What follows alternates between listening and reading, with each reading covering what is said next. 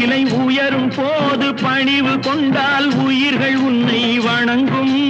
உண்மை என்பது அன்பாகும், பெரும் பணிவு என்பதும் பண்பாகும்.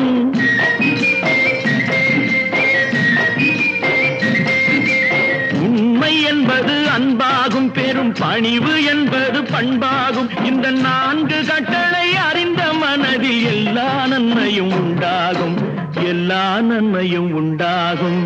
6 மனமே 6, அந்த ஆண்டவன் கட்டளை 6. 6 மனமே 6, அந்த ஆண்டவன் கட்டளை 6.